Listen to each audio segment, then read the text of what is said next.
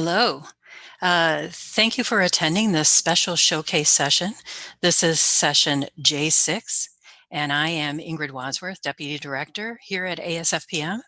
And I want to especially thank our sponsors, IBM, CDM Smith, and Guidehouse for sponsoring this showcase session.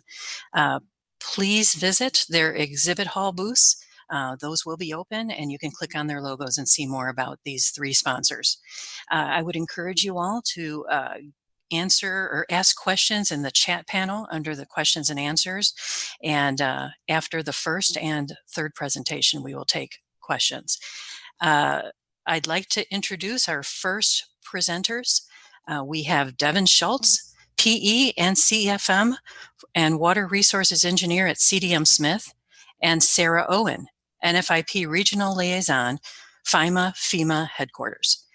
They are presenting for the CDM Smith Showcase entitled Policy Update, Floodplain Management Requirements for Agricultural Structures and Accessory Structures.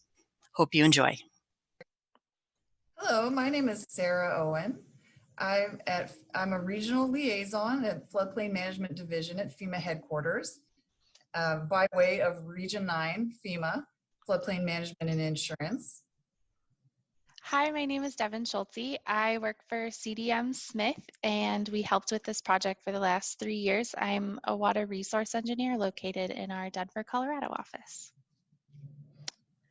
So in this presentation, we'll be going over the new FEMA policy for agricultural and accessory structures. This policy is intended to help floodplain managers and communities understand how they can allow the construction of these relatively low damage potential structures to be built in the floodplain at grade using wet floodproofing instead of dry floodproofing or elevation.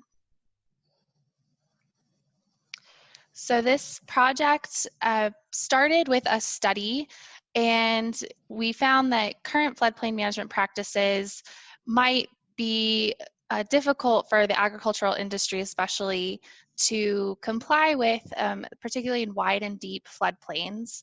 And this study sort of came out because of a lot of the issues that were brought up in California.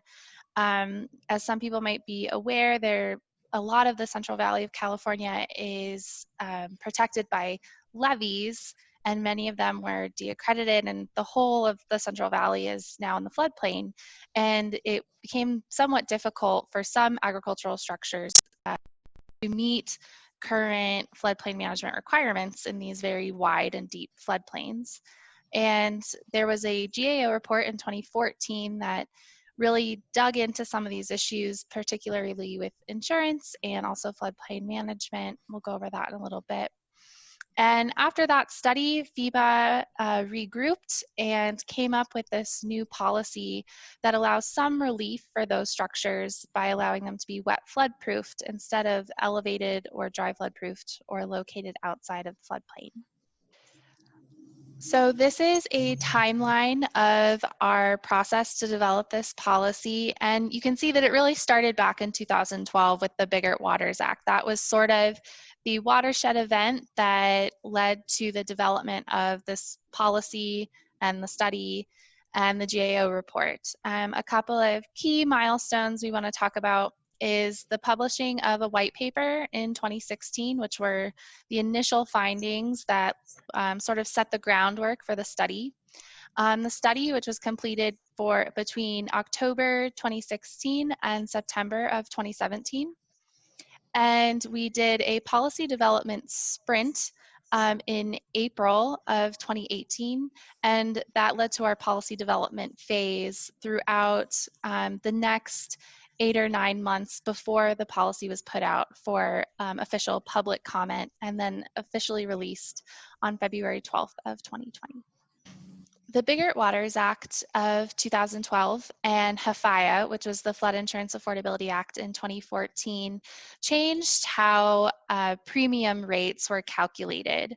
So no longer were non-primary residences subsidized, but there was actually a 25% premium increase until they reached their full risk rate. And on top of that, there was a $250 surcharge for any non-residential structure policies. So if you think about a farm where there might be up to 10 or 15 non-residential structures or accessory structures or ag structures located throughout a property, each of those have to have their own policy, and each of those policies right out of the gate have to have a $250 surcharge attached to them, which can really add up when you have a lot of structures. And then finally, annual increases up to 18% per year for those non-subsidized properties. So there was a significant increase in the flood insurance for these relatively low risk structures. So in 2014, the Government Accountability Office did their own study and released a report that really showed that farmers in California were especially challenged. They studied several areas that were high agricultural areas and also had high flood risk, and found that generally many states were not adversely affected by these changes and by the NFIP building requirements. But in areas particularly with very wide and very deep floodplains, it became very difficult to pay for the increased flood insurance and very difficult to meet floodplain management requirements that require these structures to be elevated or dry flood proof or located outside of the floodplain. And farms that were protected by an unaccredited levy had significantly unanticipated costs because they had invested so much in these levies and felt that they were protected. And also, dry flood proofing and elevating is very expensive, especially for structures that are very inexpensive. And finally, there are other federal regulations that require that some buildings containing food, that they have to be completely enclosed and can't be wet flood proofs because they have to be protected from allowing pests or chemicals used on the crops from getting inside of the building. And they noted that wet flood proofing might not be an option for them. So after the GAO report was released, FEMA decided to look into this matter a little bit more closely and initiated their own study that was completed between October 2016 and September of 2017.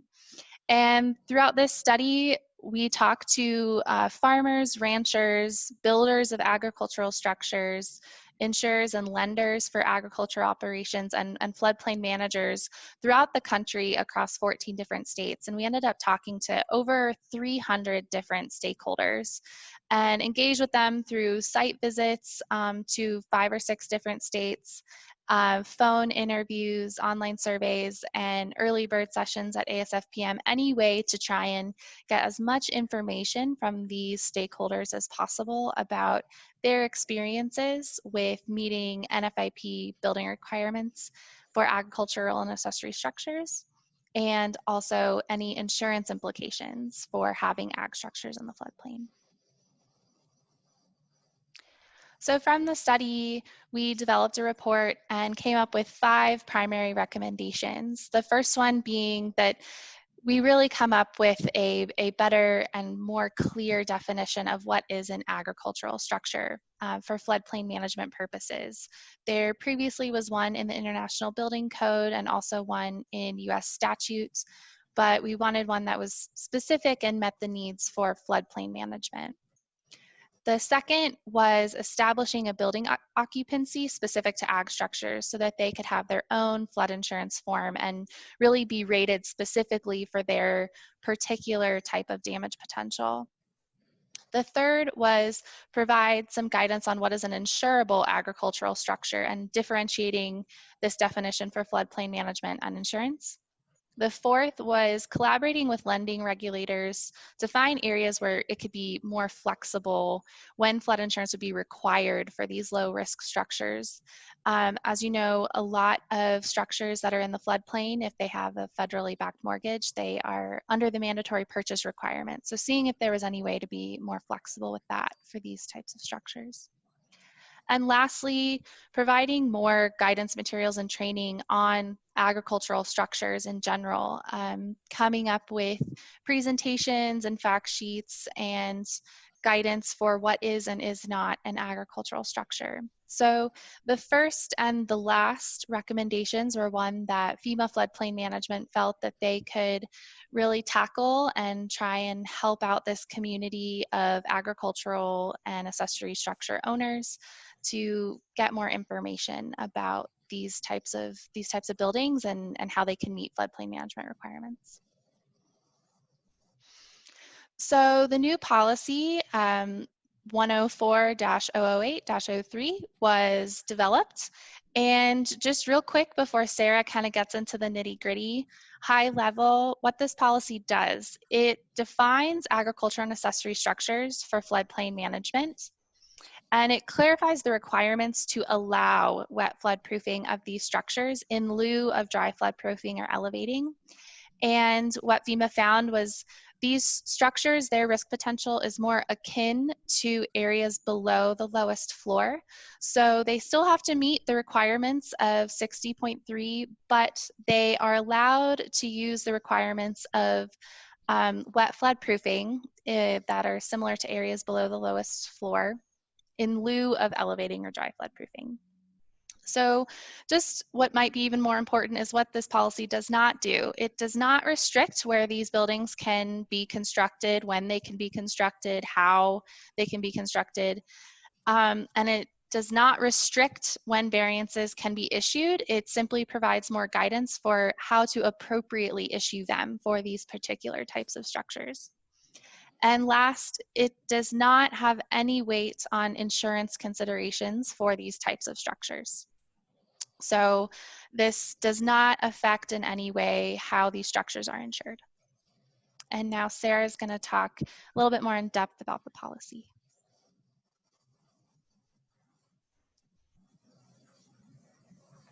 So here is a summary of the policy and the guidance for agricultural structures and accessory structures. We have added a clarifying definition to what an agricultural structure is and to what an accessory structure is. In both cases, it's going to include more structure types than were previously allowed in Technical Bulletin 7, if you're familiar with that one. So what this allows is for farmers and homeowners to take advantage of the policy to save some money on construction while still remaining in compliance with the NFIP regulations. Also, for agricultural structures and accessory structures, this policy has defined when it's too dangerous to allow for wet flood proofing at grade structures. And in both cases, accessory and agricultural, we've given use restrictions. We've also clarified the definition of agricultural development. So there's a difference between a structure and development. So structures we're allowing to be wet flood proofed in certain situations, and development is something that has a lot less requirements involved. You can issue permits, and you can be built with materials that resist flooding, and you can build them with practices and methods that reduce flood damages and things like that. But it's not considered a structure, therefore you don't have to consider wet flood proofing or even elevating or dry flood proofing. These could be things like hoop structures, hoop houses, pole barns, things like that is an agricultural development, not a structure. So farmers can build these in the floodplains and still remain in compliance with the National Flood Insurance Program regulations. We've also clarified an exception for agricultural structures that have undergone repetitive loss or substantial damage, according to the NFIA section 1315. If these structures qualify, then certain ag structures can be rebuilt to pre-damaged conditions. Again, so more farmers can take advantage of the statute and the policy and save money on construction and still remain in compliance.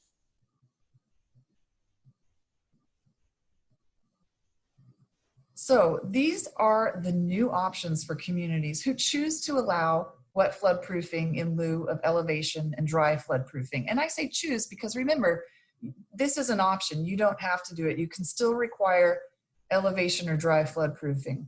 But if you want to allow for wet floodproofing, there are 3 mechanisms. There's the variance mechanism. This is for agricultural and accessory structures. They can be built at grade with wet floodproofing or with mixed mitigation on a case-by-case basis. In order to do this, you must have established a variance mechanism, and you should have ordinance language. Another option is the community-wide exception. Again, this is for agricultural and accessory structures. It's on a wide scale basis throughout the community or throughout certain parts in your community for certain types of structures. It's like a blanket exception, not unlike the basement exception, but you have to have FEMA approval at the regional and the headquarters level, and you must have the proper adopted language in your local flood prevention ordinance. The third option, and this is only for accessory structures, the third option, if it's quote unquote small, then an accessory structure could be allowed to be wet flood proofed at grade without a variance if the proper language is adopted and improved in their ordinance. So FEMA recommends the definition of small as a 1-story 2-car garage for A zones or as 100 square feet for B zones.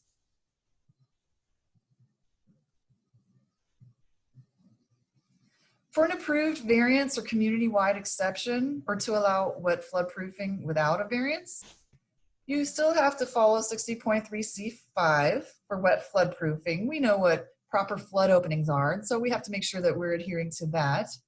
And also, the structure has to meet certain use requirements, so it can only be parking, storage, or access, we know that, but specifically, we're not allowing it to be any kind of human habitation, even employment or entertainment purposes. If the structure is being used for those things, then it's not going to be eligible for the wet floodproofing. All other requirements of 60.3 have to be met. That's permitting, that's methods and practices, that's elevating machinery and equipment, that's floodway considerations, that's everything else that we do in 60.3. Remember that the permission to wet floodproof at grade in lieu of elevation or dry floodproofing has to be granted by the community. Otherwise, it's considered a violation.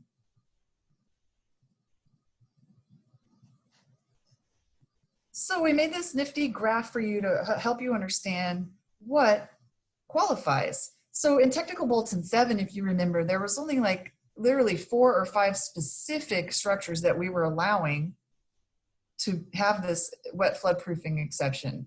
And now we're opening up the world of accessory and agricultural structures to wet floodproofing. There's no way we could possibly list all of the structures out there. New structures can be built and conceived of any day. So what it is certain requirements. So if you meet these certain requirements, then you might be eligible, if your community allows it, to be wet floodproofed at grade. So first and foremost, in the middle, it has to meet the definition of structure for floodplain management purposes. What we've done is we've kind of blended 59.1 definition of structure for floodplain management purposes and for insurance purposes. So it definitely has to meet the 59.1 definition of structure for floodplain management purposes, but also we're saying it must have at least 2 outside rigid walls and a fully secured roof. It must not be a place of human habitation, employment, or entertainment.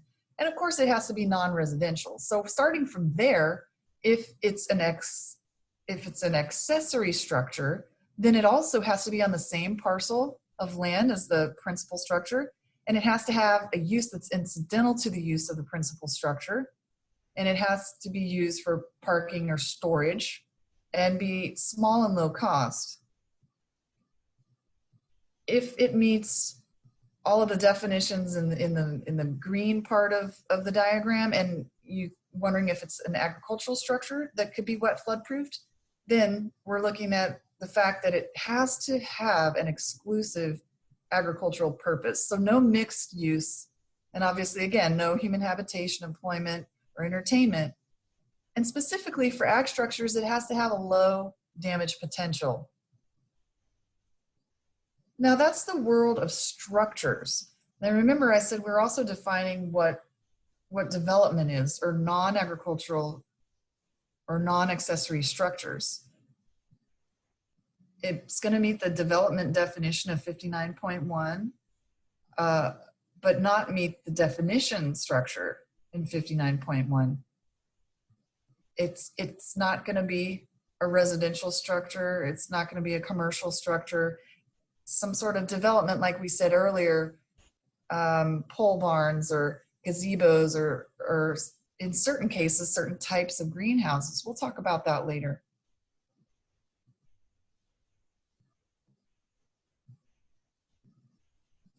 I always say a picture is worth 1,000 words. So let's jump into what I meant by that last slide. Here's some examples of non-structural development. Now, these are things, of course, you still need a permit if it's in the special flood hazard area, but they don't need elevation or dry floodproofing or wet floodproofing. So from left to right, we're looking at a greenhouse. First of all, that's a greenhouse with plastic walls. They're non-rigid walls and a polycarbonate roof. It's not a structure because remember what I said on the last slide is it has to have at least 2 rigid walls and a fully secured roof.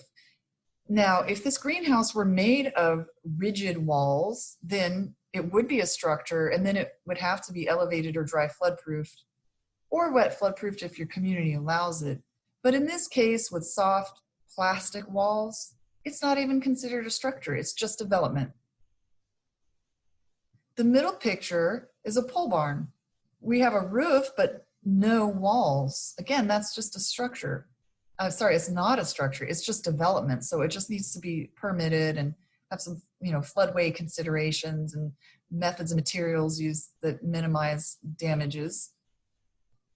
The picture on the right is the manure pit. It's a development, but it's not a structure per se as we define it in the NFIP because it's walled, but not roofed.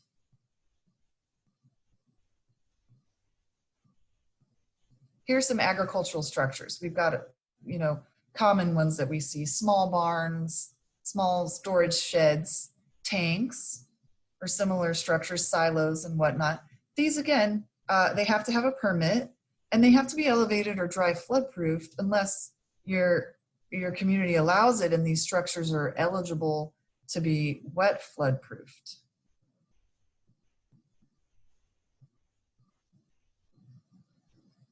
Grain elevators, larger storage sheds, aquaculture,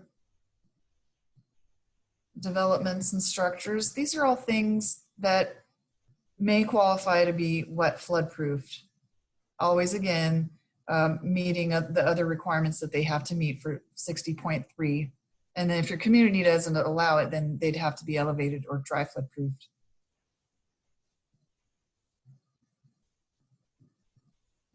This is a wine tasting room, and obviously these barrels are containing agricultural products. It's on land where they're doing the farming and agriculture. So in a way you might think, though, this is an agricultural structure because it has to do with agricultural use, but we're not allowing this kind of structure to be eligible for wet floodproofing. Why? Because people are working there. They're employed there, they're being entertained there. There's people there on any given day that could be in harm's way if a flood came on. So this has to be dry floodproofed or elevated.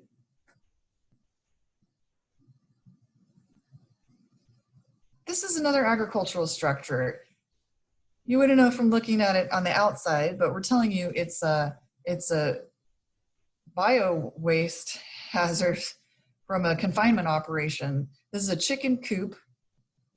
And the problem with wet floodproofing this structure, yes, it's an agricultural structure and probably not a place of entertainment, probably not a place of prolonged employment. People will walk in and out of there during the day to do their agricultural jobs, but they're not working inside the building. It's literally just housing chickens.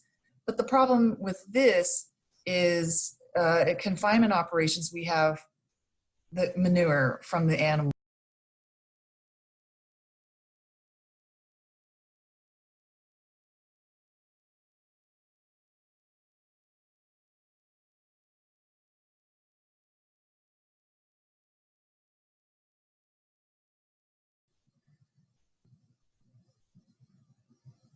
This is an agricultural structure. Really, it's an aquacultural structure built over water. It's for aquaculture purposes. This is a great candidate for wet flood proofing.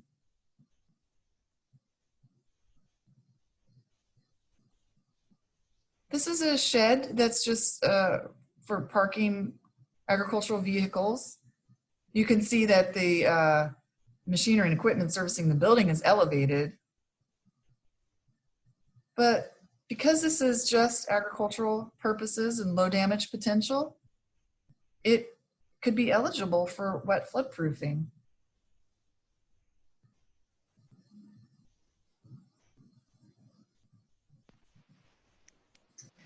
Now we're going to look at a few examples of accessory structures that might be eligible for wet flood proofing.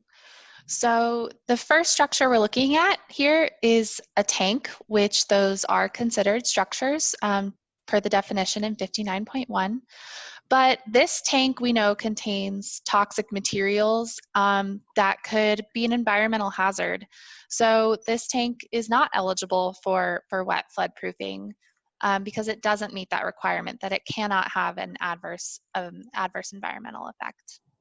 But the structure below it is a carport used for the parking of vehicles, and it's got 2 rigid walls and a fully secured roof, and it is eligible for wet flood proofing. It would be a candidate for that.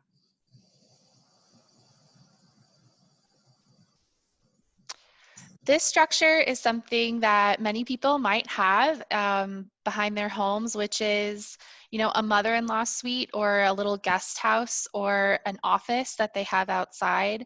You can see that this has interior finishes. It looks like somebody spends a lot of time in there either working or even living, and it does not meet our exclusive use requirement. This is clearly used for some form of human habitation.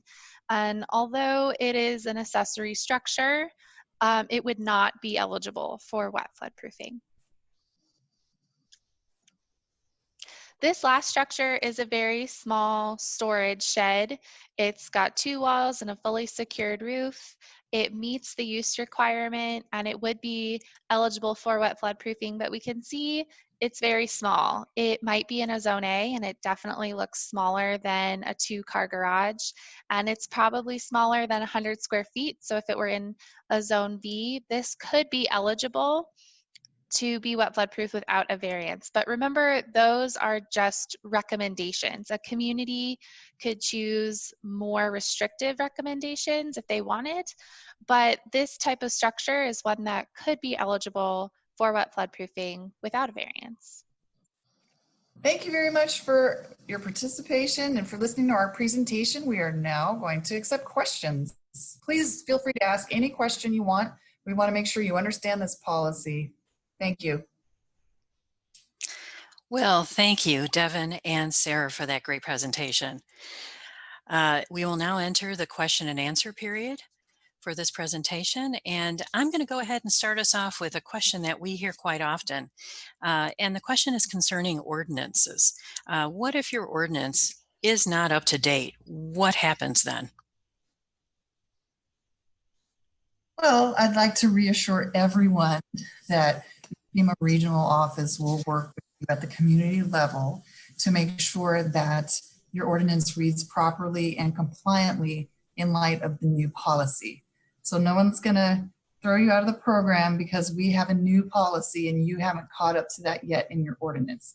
We will definitely work with you and make sure that you're compliant. Okay, we've got a question from Steve in Florida. Will FEMA approve a community-wide exemption for structures that are accessory to a principal property use rather than a principal structure?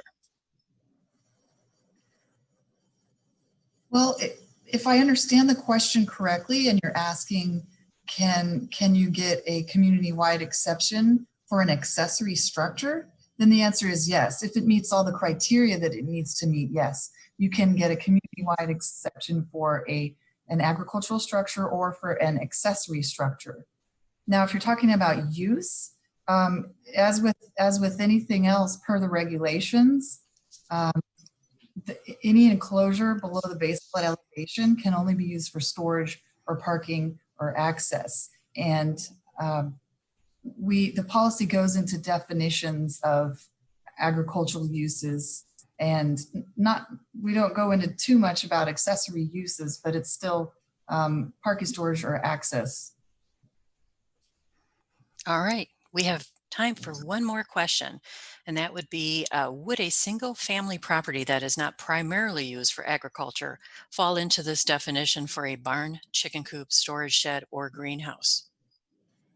Well, that's a hard question to answer because it really depends a lot on the situation. A house would not be eligible to be wet flood-proofed at grade because it's residential.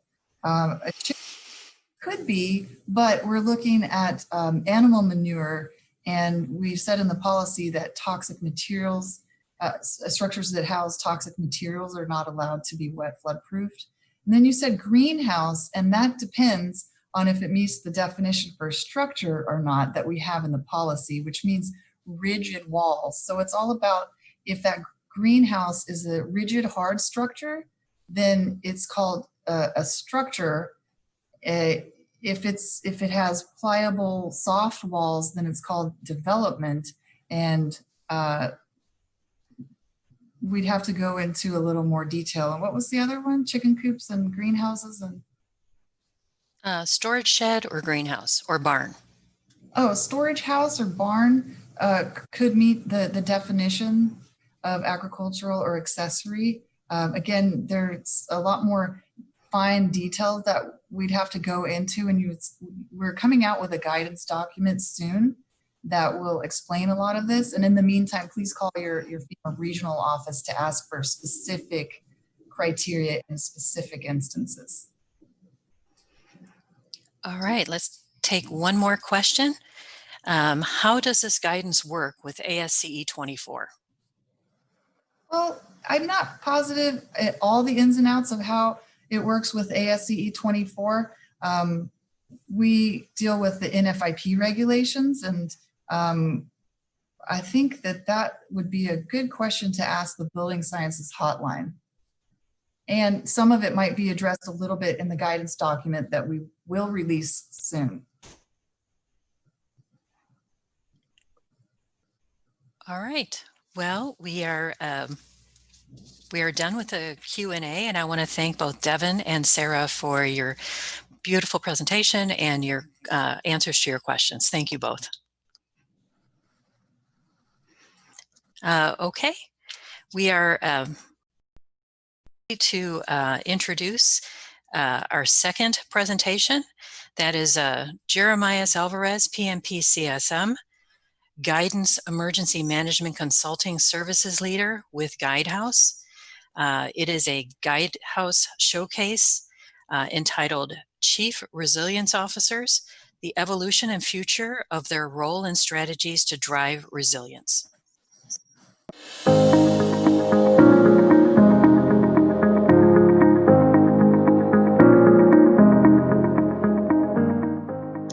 Good morning, everyone, and thank you again for joining the roundtable discussion today. We are super excited to bring together leaders from across the country to talk about their respective roles in advancing resilience. The purpose of this roundtable is to discuss the role of the Chief Resilience Officer or similar roles that have emerged as a critical way for state and local governments to strategically drive individual preparedness and mitigation actions that lead to more resilience overall. Our goal today is to understand how this unique role originated, how it has evolved, and where it is headed in the future. The concept of resilience has been studied across many disciplines, and the notion is pretty straightforward. It is really our ability to recover quickly from disruptive challenges.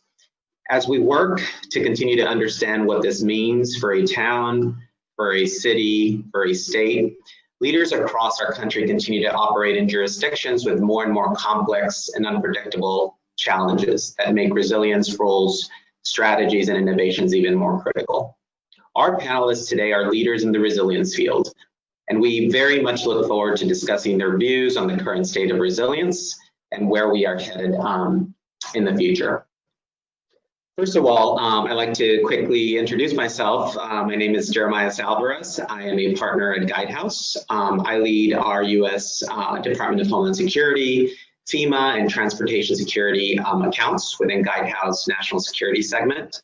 I have supported FEMA across all mission areas, including response, recovery, and resilience, which includes mitigation, insurance, preparedness, and continuity for more than 15 years now, both at headquarters and throughout the regions. Over the years, I have also actually been deployed on multiple disasters, which have really, I think, allowed me to see the intersection of how FEMA programs can contribute to the resilience efforts at the state and local level. So today we're super excited again to have a discussion with our distinguished panel of 5 experts whose work really focuses on whole community resilience. I would like to take a moment to share a little bit more about our guests today, and then we'll dive into the discussion. First off, we have Ann Miller, who is the director of the Colorado Resiliency Office. Her office takes a multi-sector systems approach to help Colorado communities adapt and thrive in the face of changing conditions and challenges. So since we have 2 Anns here, maybe Ann Miller, if you can just wave at the crowd. Thank you. Second, we have Sean O'Rourke. He's the Director of Stormwater and Resiliency at the Rhode Island Infrastructure Bank and CRO in Rhode Island. His work focuses around leading the resilient RODI strategy leadership team and accelerating implementation of climate resilience projects statewide. Sean, a little wave from you. Thank you. We're also joined by Ann Phillips. Ann is the Special Assistant to the Governor of Coastal Adaptation and Protection in the Commonwealth of Virginia. Her work primarily focuses on developing strategies to adapt and protect Virginia's coastal region, specifically creating the first Virginia Coastal Resilience Master Plan, focused on natural and nature-based features, environmental equity, collaboration, cooperation and communication across and between stakeholders, and integrating resilience across state agencies. And welcome, maybe a little wave as well. Okay. Joining us is also Brian Embrett. Brian is a Senior Climate Resilience Coordinator for the Governor's Office of Policy Innovation and the Future for the state of Maine. His work focuses on improving the resiliency of Maine's communities, people, and industries to the impacts of climate change, with special attention to equity, the most vulnerable communities, and communities that are dependent on Maine's natural resources. Brian, welcome. And finally, we have Dr. Jessica Whitehead, or Jess. Jess is the Chief Resilience Officer in the state of North Carolina, in the North Carolina Office of Recovery and Resiliency. She leads an innovative team that is coordinating the state's initiatives to help disaster-impacted communities rebuild smarter and stronger in the face of future natural disasters and long-term climate change. Welcome, Jess, as well. Now we'll transition more to talk a little bit more specific about the impact that each of you all has made through this role and through your organizational structure. I'd like to turn it over to Brian to maybe tell us a little bit more about what is the most exciting thing that you're working on right now to make the most impact in your role. Yeah, thanks very much.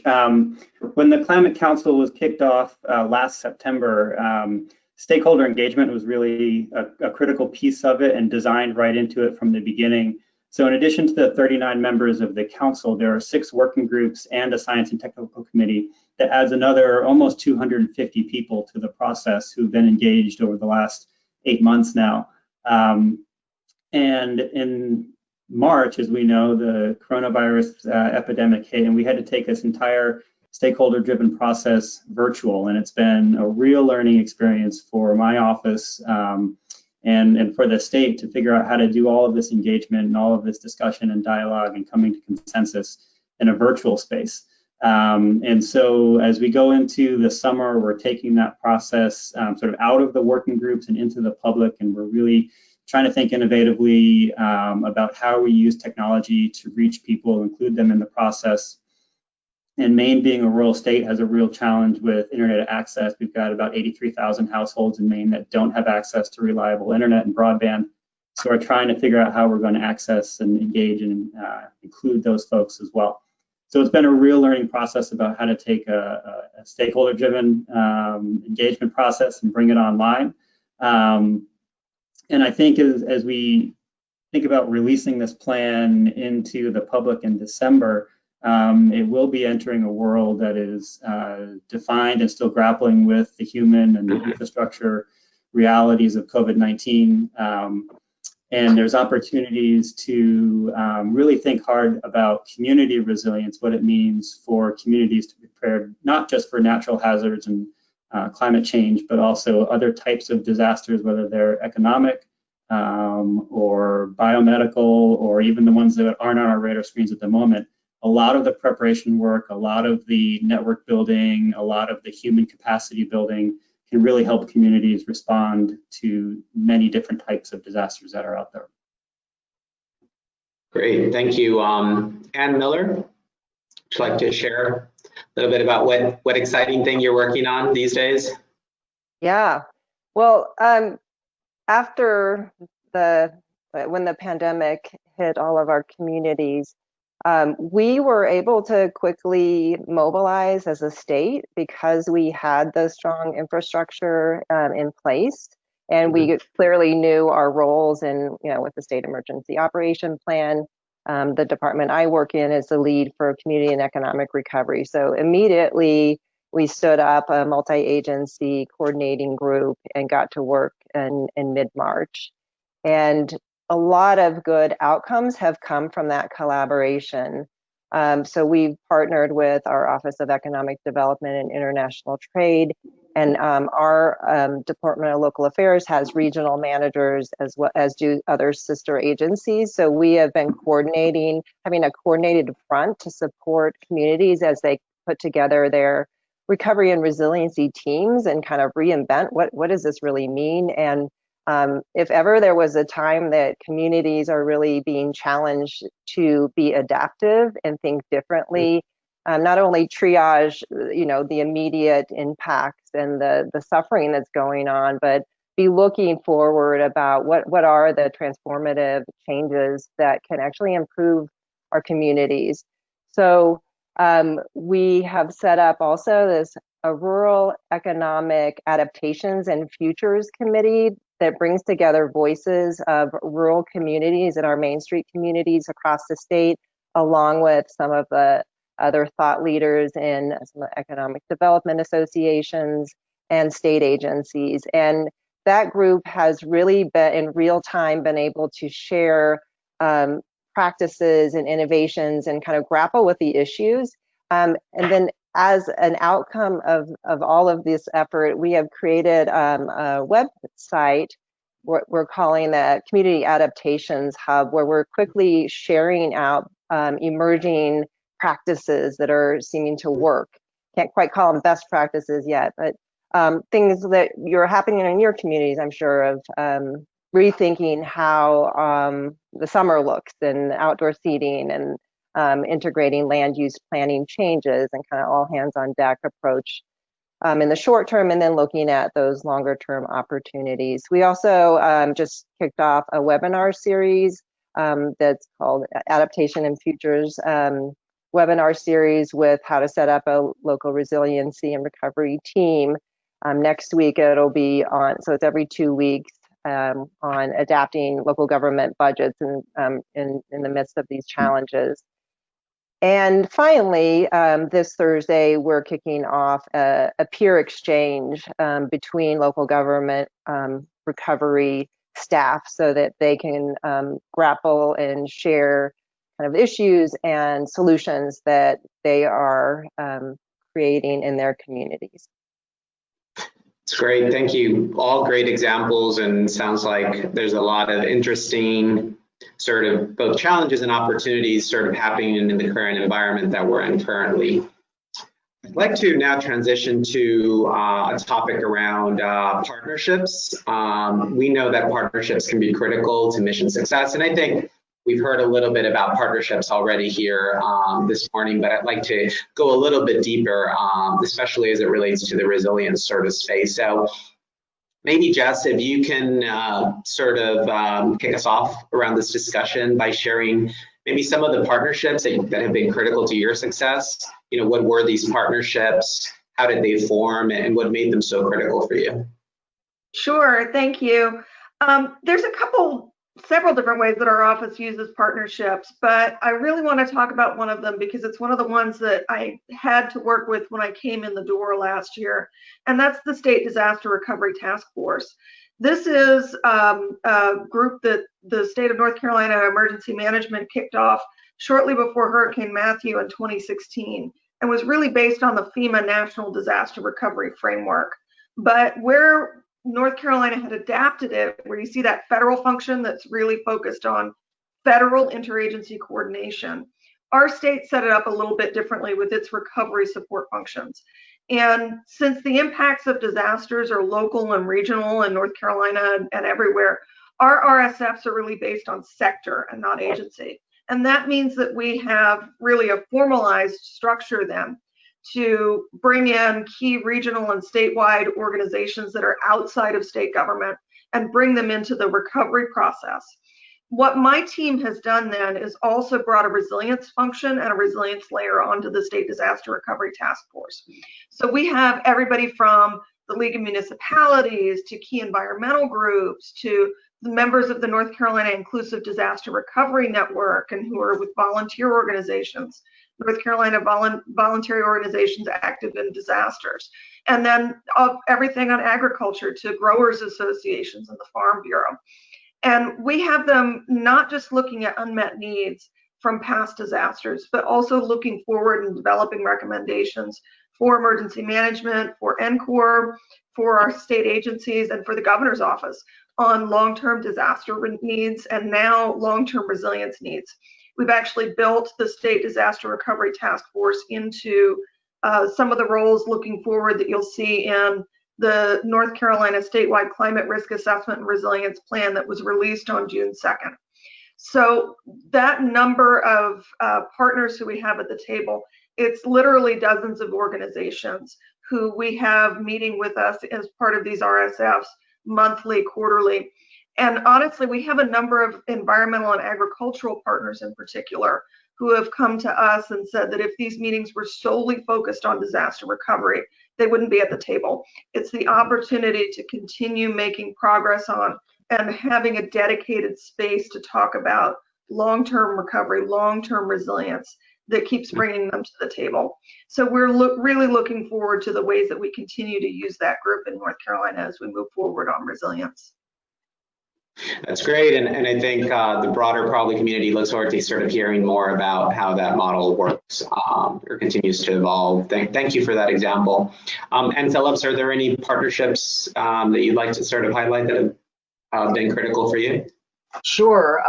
Because this position was established without a staff or a budget, partnerships are key to making progress, certainly right now in the Commonwealth. And in that context, we work very closely with another entity created by the state government, the Commonwealth Center for Recurrent Flooding Resilience, which is in itself a partnership between Old Dominion University, Virginia Coastal Policy Center at William & Mary Law School, and Virginia Institute of Marine Science. All key partners in helping us build our strategy, collaborative processes, and moving forward. Virginia Sea Grant is a tremendous partner. What staff I have is typically fellows. I go around and collect them, and Virginia Sea Grant has been tremendously helpful in that context in helping me with that, but then also with their broader connection across universities across the Commonwealth of Virginia. The Virginia Coastal Zone Management Program is another key partner. It's really the only structural entity we have right now within the Commonwealth that pulls together, as a matter of routine, the 8 coastal planning districts, state agencies, and other stakeholders, all in the same room, all thinking about and talking about coastal resilience and adaptation. Now also under House Bill 1313, which was signed by this year's General Assembly, not only do we have additional partnerships in that we have the Chief Resilience Officer actually in code now, not just in an executive order. We have, I already was in code, my position, and now we have more authorities there. But we have, for the Department of Conservation and Recreation, who's responsible for floodplain management broadly, much more fidelity and detail on how they may partner with state agencies, with other stakeholders, with planning districts and localities, and tying in the Chief Resilience Officer and my position, the Special Assistant for Coastal Adaptation and Protection, into one overarching entity that we can now use to move forward, pulling in all the stakeholders that we need to move to make progress in Virginia. In addition to that, we've also joined the Regional Greenhouse Gas Initiative this year through this year's General Assembly, and with that will come Community Flood Preparedness Fund, which recasts our Coastal Flood Preparedness Fund, which never had any money in it, and expands it broadly across the state, which will allow us to focus on flood mitigation and adaptation. And actually have some revenue behind that we can assist localities. So again, that will also be through a stakeholder process and taking advantage of the partnerships that we've already established to pull in additional stakeholders, agencies, and other entities to start to make progress here in Virginia. So in the earliest stages, but starting to put pieces together that are going to help us move forward for the future. That's great. I mean, I think all these examples really highlight how your work doesn't happen in a vacuum and how you really need good partners and really unique partnerships. I think I heard a lot of sort of different types of partnerships that I wasn't expecting to hear, but I think it's great that they're really helping you catalyze the work that you do. So super exciting. We look forward to hearing more on those partnerships and how they evolve. I think now we'll transition a little bit to the topic of the roles you all have in your respective organizations. We feel that the role of Chief Resilience Officer or similar role is in itself innovative. I think we really want to understand and maybe share with the audience how you actually are using your role to drive innovation in your respective communities or areas, right? How you really are executing your innovation agenda, not only in the resilience space, but probably across your state or your local communities. So maybe Sean, if you could chime in and talk a little bit about how you and your role have been able to implement innovative ideas tied to resilience or more broadly. Sure, thank you. So I would say probably 90% of my job is probably convening and being a cheerleader for a lot of the work that all of ours around the state are doing. A couple of the ways that we've been able to program that I think we're moving towards innovation. We're learning a lot from the work that we're doing, and that's our sort of our goalpost that we try and drive towards. But the few things that we've found that have been really impactful are building on work that has already been done across government within the non and academic spheres, so that we're on work that has been done. And we find that it's so difficult within state government, given the changeover in agency administration, given the changeover in the State House, to kind of build long-term support for certain programs. So really leaning on the multi-sectoral approach, I think, is really important. We've also, I think it's also been really important that we demonstrate the success and really make that very transparent to a variety of stakeholders. And our take here in Rhode Island, we are the smallest state, has really been the focus of small measurable change in order to build that cohort of supporters so we can scale up. I think one example of that has been our municipal resilience program. We've looked to the region, Massachusetts, to find a model about working with municipalities to build local resilience that worked. We Rhode Islandized that process. It's a program now being run by the Rhode Island Infrastructure Bank and the Nature Conservancy that works directly with municipalities all over Rhode Island to identify priority projects and policies and actions that that municipality needs to do to drive change. And then we have seed money in the form of action grants to really get projects in the ground better, faster, cheaper, so we can, again, demonstrate that success. And one thing that it does do, other than just get a few small, really impactful projects in the ground, is it's really helped build a pipeline of projects.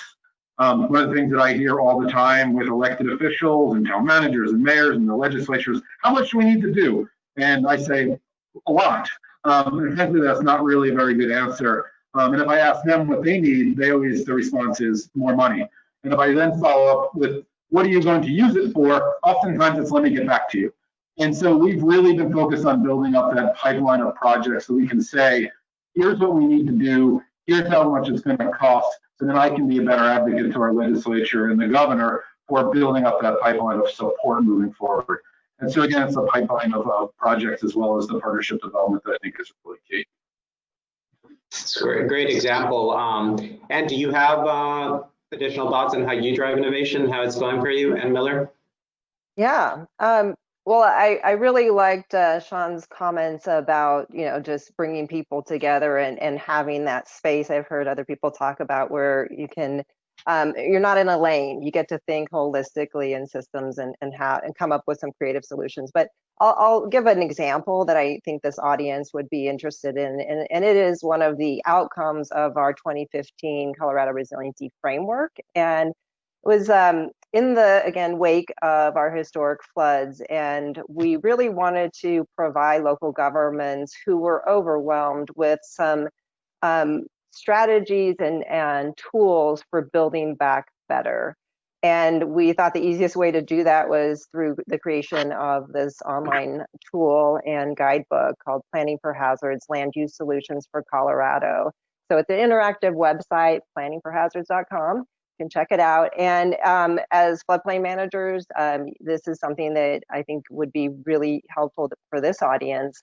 What it does is provide an overview of all the hazards in Colorado, and then a whole menu of close to 30 different land use solutions, from plans to actual overlay zones or stream buffers, and different strategies that local land use planners can partner with their emergency managers to put in place to reduce risk to natural hazards.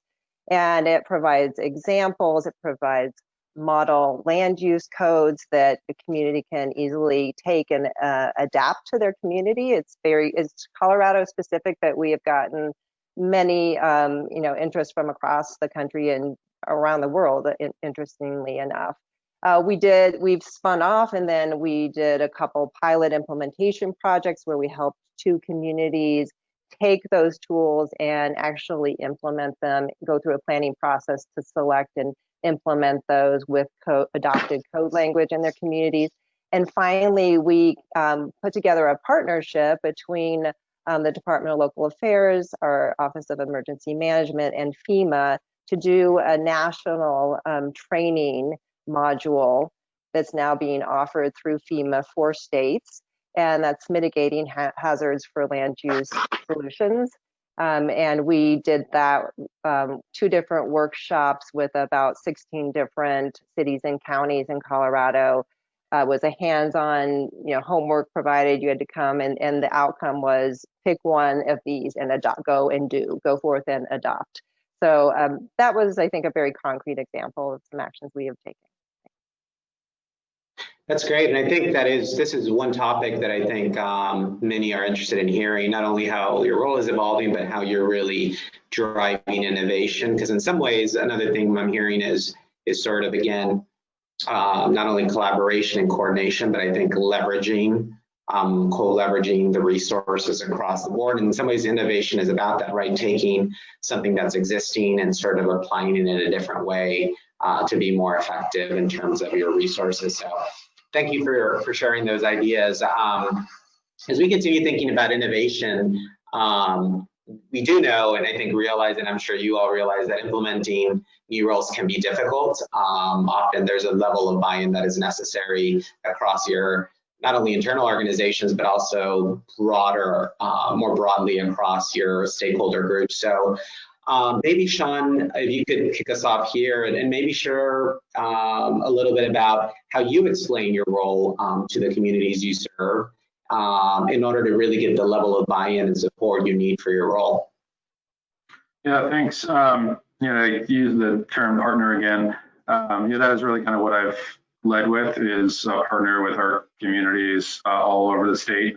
The one challenge that has emerged and has been prevalent throughout my entire role, Rhode Island is small, but oftentimes when we hear about climate change and resilience, It is a coastal problem and only a coastal problem.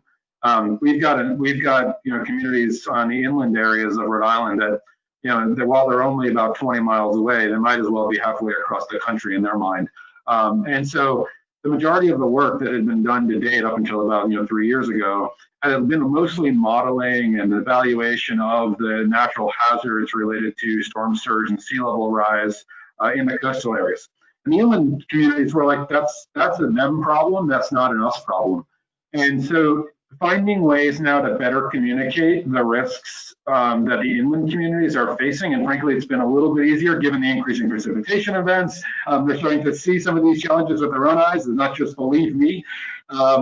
So meeting those partners where they are and those communities where they are has been really key. One of the areas where we've been starting to get a lot of traction is around dam repair and removal and culverts. And if we look about where those vulnerable infrastructure assets are, they're typically right on Main Street or within a prominent landowner's yard. And so we've been able to find kind of those intersection points with the communities that may not have been thinking about this as a key vulnerability within their town, but now trying to link it to assets that they really care about. So that's been one way of trying to link the communication with some of the need that we need to do in terms of driving resilience statewide. That's great. Thank you, Sean. Ann Phillips, maybe turn over to you to see how you've explained your role and maybe similarly how you've been able to get buy-in and support for your role. Sure, thank you. And Sean's comments about the coast versus inland really resonate in Virginia. My position is focused on coastal adaptation and protection. There are 8 coastal planning districts, everything east of I-95. Some are quite rural, some are urban, suburban, industrial, and we have a couple additional challenges here in Virginia. We have the Virginia Coastal Zone Management Program only looks at entities that are, or areas that are in the coastal zone. So we have planning districts that are technically coastal planning districts where large portions of the planning district do not drain either into the Chesapeake Bay, which is yet another program, or are not considered part of the coastal zone, and yet they still have tremendous flooding problems. They still have dam safety issues. So I kind of have one foot in this coastal world, but it turns out that an awful lot of the needs of coastal Virginia related to flooding, predictive rainfall, intensity, duration, and frequency, updating our Atlas 14 Volume 2, which in this part of the Mid-Atlantic is quite out of date, and predictive floodplain mapping, all are coastal problems and also inland problems. And so how do you bring these two things together? My role seems to be advocacy for both and trying to pull stakeholders together for both, and while focusing on the coast. But you'll see, I think, as we work into the Virginia Community Flood Preparedness Fund, that is a statewide flood preparedness fund, and that will help us begin to build, again, what Sean discussed, this need for what is the pipeline of projects? What are the needs to get to that pipeline of projects? What kind of resilience and planning capacity do localities and planning districts need to be able to begin to even think about those things? Which Ann's talked about as well in the context of helping build resilience in communities to even get them thinking in this way. Finally, we have some source to try to give those communities options to begin to think about their future. And not all the money that comes from RGGI is going to go into the Community Flood Preparedness Fund. 50% of it is going into energy efficiency for underserved communities as well. But we can pull these two things together because the agencies that are working one piece are also working the other in a lot of cases. So explaining my role is kind of universal. There's a coastal piece, but then there's a broader state piece that you just cannot deny. And I kind of have a foot in both worlds. But I would say in the coastal context, the community knows this is a problem. They want someone to make a difference for them. So I spend a lot of time advocating for localities and planning districts at the state level to the state government and the General Assembly. Similar kind of situation. If they aren't at the coast, they don't see the coastal problem being as significant.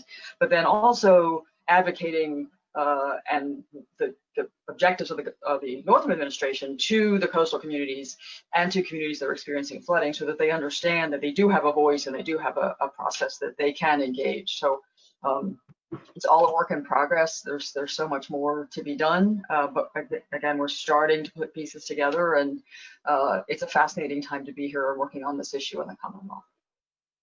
That's great. I think it's interesting. I think it sounds like it's very tied to the previous question, right? Which is, partnerships, right? In some ways, you are getting the buy-in for your role by really showing how you can be a true partner and a true advocate for really their objectives, right? Those people and groups that you work with. So I think it's a really fascinating thing, and I think I'm hearing kind of that theme as well throughout. So thank you both for those examples. I encourage everyone to visit the Guidehouse Resilience website at guidehouse.com/resilience for more information related to the work we're driving around whole community preparedness and mitigation that leads to resilience. In addition to following us on LinkedIn, Twitter, and Instagram, if you have any questions, ideas for additional discussions and collaboration, you can send an email to resilience@guidehouse.com for additional information or to share any perspectives. Again, thank you, everyone, and I hope everyone stays healthy and safe.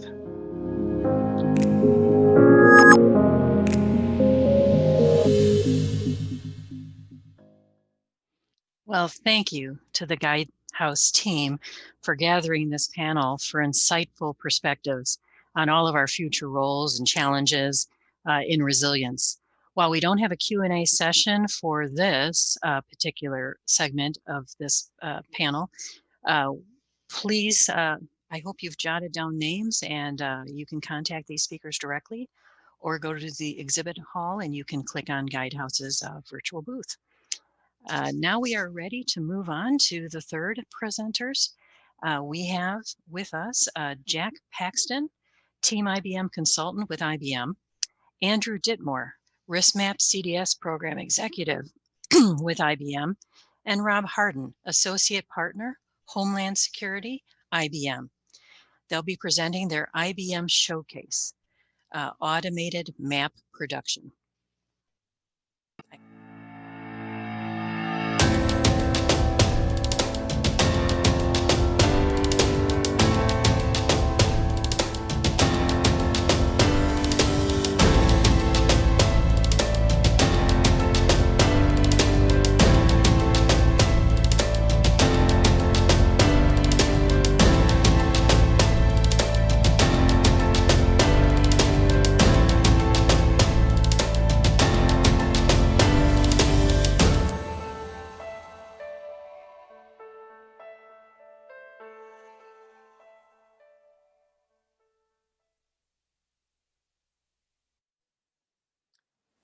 Hi, everybody. My name is Jack Paxton, and I am one of the Scrum Masters on the IBM RiskMap Customer and Data Services team.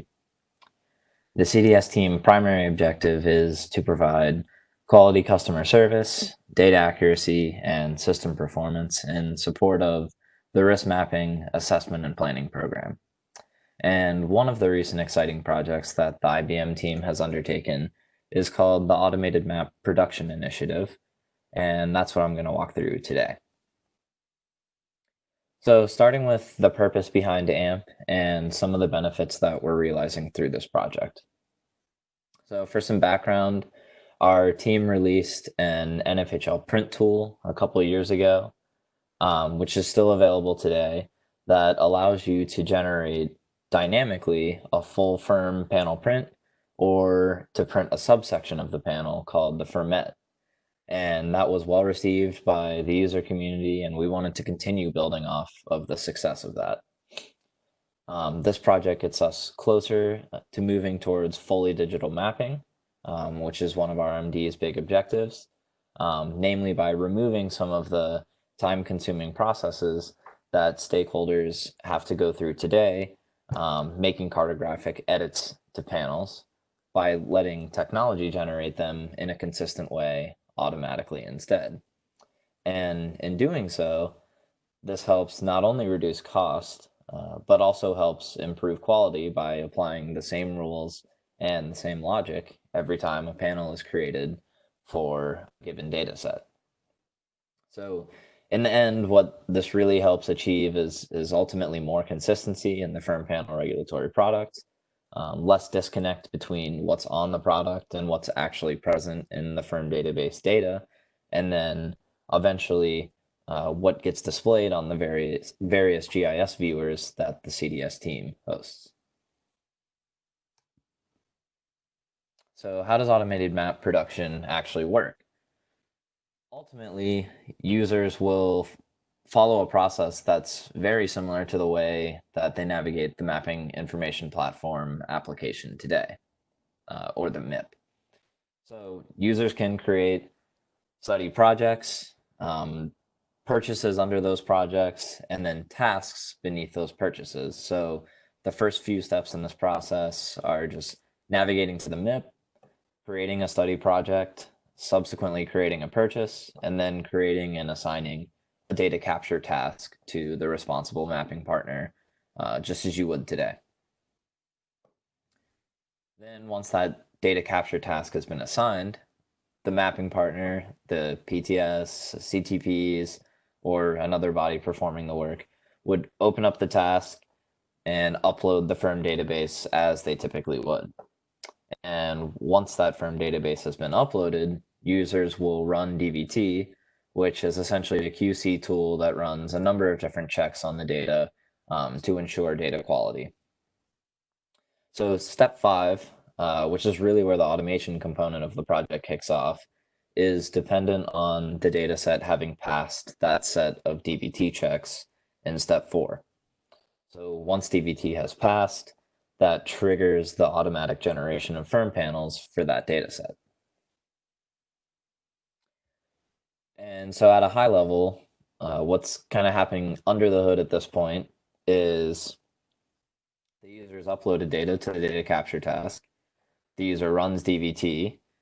DVT passes, and that kicks off the process where we're then grabbing those shapefiles that have been uploaded in any prior version of the firm database schema.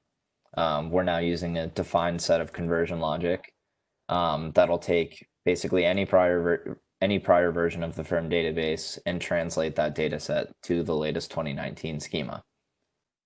Once that is complete, we're taking that converted data, putting it into kind of a staging database, a proofing national database, and then using a newly built ArcGIS geoprocessing service, which loops through the relevant panels associated with that data set and produces the end product, which is a set of panels that are stored on the MIPJ drive for review by the user. So kind of a mouthful there, but that's really what step 6 is speaking to, is rather than the traditional process of users needing to generate panels offline and then having to manually upload them to the MIP. Instead, now all they're doing is uploading the data as they normally would, and then the AMP end-to-end process creates those panels automatically for them. So the user can then, in step 7, go to MIP's File Explorer, which is what the screenshot is depicting here, to view the panels that have been newly created in that RFirm folder. And then step 8, which is kind of a circular step, is where if the user detects, based on their review of the panels, that subsequent edits are needed to the underlying data set being used, the user can simply re-upload the edited data to the same capture task that they were working on originally and re-trigger the panel production process by starting back at step 4 where they're running DVT. So the AMP tool will consistently generate panels with the same set of logic for the set of features that it's given. So we wanted to build out a way for users to be able to use multiple iterations of that AMP process. So essentially they can just re-upload the data and AMP will then overwrite the original set of panels and then reproduce new ones based on the new data. So there's no limit on how many times a user can re-upload, rerun DVT, and get new sets of panels. So that, in a nutshell, is how the automation process is working. Another slide here, just to show you an example panel. and wanted to highlight a couple other things that we've worked on as part of this project. We have created a modified firm template that is specific to the draft NFHL life stage. So we're now producing draft firm panels as part of this AMP process, which traditionally hasn't been a product that's existed. So some tweaks were necessary on the draft firm template to be clear for users that this is an indication that this is a draft panel specifically. Along the way during development, we have been using FEMA's GNS, we've been using technical reference documentation, and we've been working in tandem with a regulatory products team to guide the decision-making for how we are labeling and rendering features on these firm panels. And then, as I mentioned previously, the panels being produced are now based on the latest 2019 firm database schema, and we've built out the logic to basically ingest any data from prior schemas and to convert them to the latest. And then lastly, just wanted to talk through a couple other components of this project. We are continuing to refine the services that are being used to display data on the panels.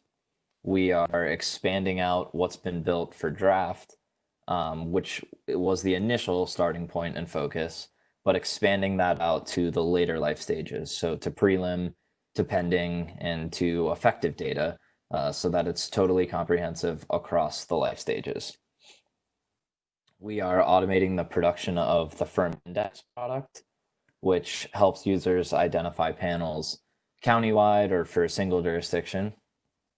And then lastly, our intent is to update the DVT tool that's being used in the MIP to basically better validate data in the newer schemas and to include some more comprehensive checks for ensuring quality of the firm databases that are being used in this automated map production process. Thank you very much for listening to our presentation. I hope you found it interesting. And some contact information here below on this slide. If you'd like to get in touch with me or any members of our team, or you just have any general questions, please don't hesitate to reach out. You can email myself or Andrew at the email listed below. And thanks again.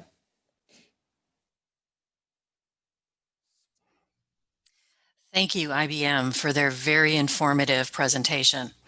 Now we'll move into the Q&A session. Before we do, though, I'd like to announce that we have a special surprise guest to answer questions. We also have Beth Norton from FEMA. She's with the Risk Management and Engineering Services. She's joined our panel. So we'll go ahead and include her to answer questions as well. Let's start with our first question that was asked to the group here. What would be your most challenging aspect right now as you move towards automation with many stakeholders still behind in mapping technology?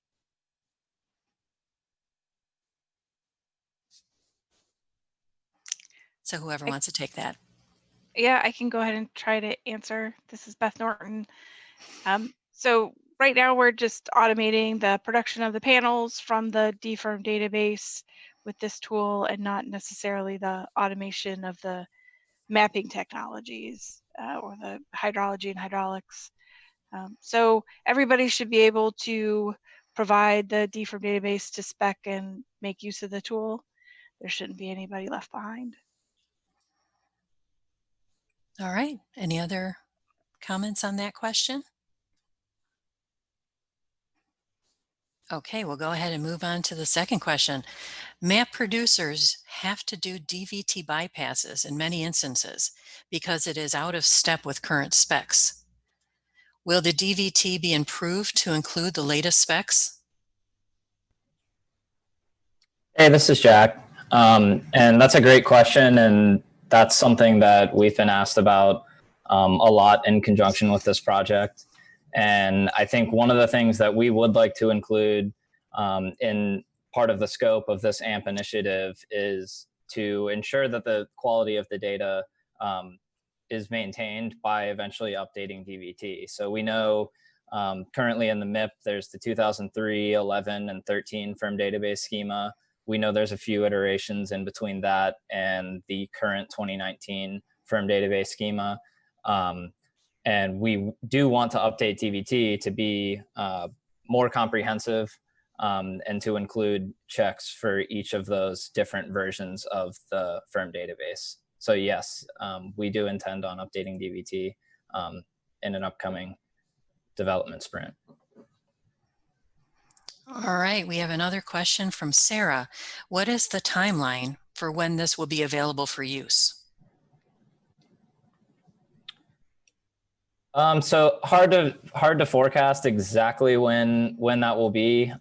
We're currently operating in program increments, which are basically groupings of 6 2-week sprints. So we're in program increment 2 right now. That will wrap up in late July, early August. And I think some of what I was speaking to on the slide, which is that we've worked a lot in the draft life stage. We've gotten a lot of feedback from stakeholders already. We know there's some improvements that need to be made in terms of how we're ingesting the data and manipulating the labeling and rendering logic that appears on those panels to make sure that we're matching the specs. So in order to accommodate some of those changes that we know need to be made, in order to look at the potential upgrade of DVT to account for some of those other firm database schemas, and to roll out what we've done for draft into the additional life stages of later product development, so for prelim and for pending and final. I think that would put us somewhere in our 3rd program increment, which would end in late October or early November of this year. So that's a very tentative forecast, but if I had to guess, it would be somewhere in that timeline of when I think we'd be able to have things comprehensive and put together in a state where we may be able to deploy. All right, Ryan is asking, is this using the Mapplex labeling engine? Yes, it is. Okay, and then Joe is asking, are there periodic reachbacks to stakeholders once FEMA assesses the progress and creates lessons learned?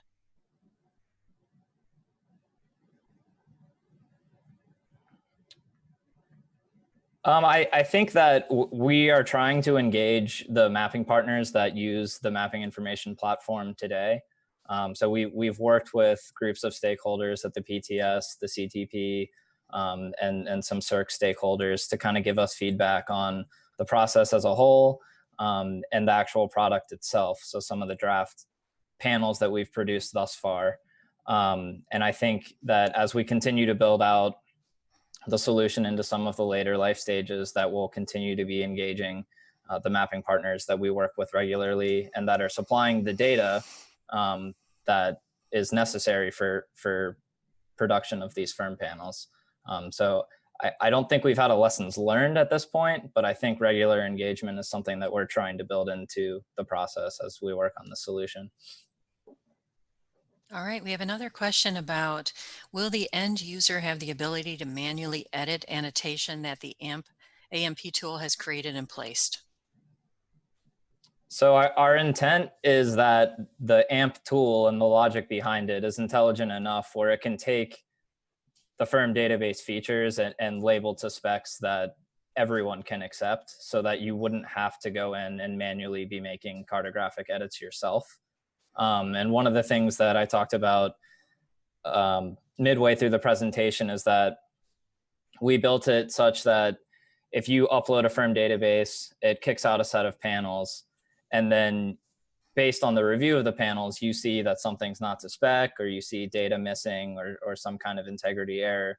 Then you can go back to the same task, re-upload the edited firm database, and then the automated map production will overwrite those originals and kick out a new set of panels.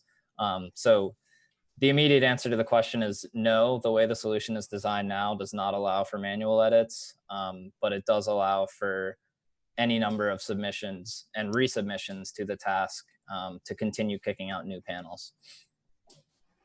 So this is a similar question maybe. Diana asks, who would have access to the draft map? So the maps themselves are accessible through File Explorer right now, which is dependent on user access to the mapping information platform. Whether or not those draft maps are disseminated outside of the MIP, I think is maybe a question outside of IBM's scope. But as far as what is the AMP tool doing with draft panel production, we're basically creating them and putting them in File Explorer where they would normally be manually uploaded today. All right, we have a question from Dave. Will the database schema change again with this effort?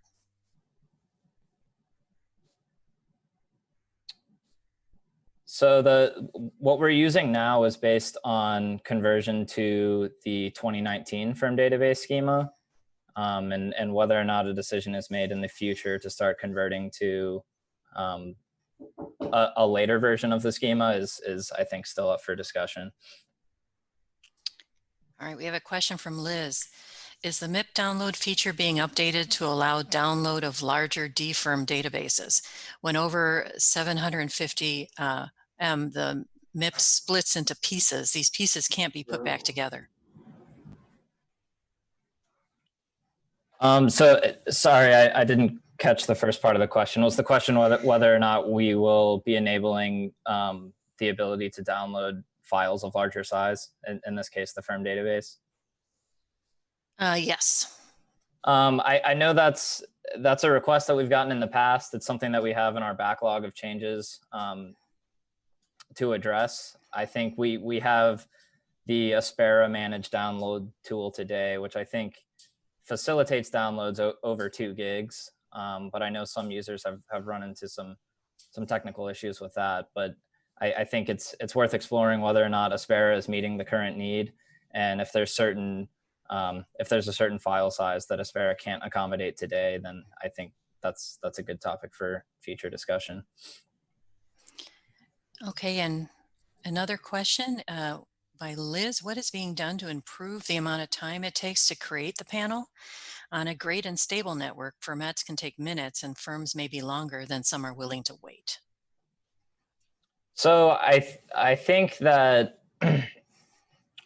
for one, we're using Arc Pro, which is a newer software than ArcMap, which some of our current NFHL prints and MSC dynamic prints are based off today. So we're expecting some performance efficiencies just by switching to that.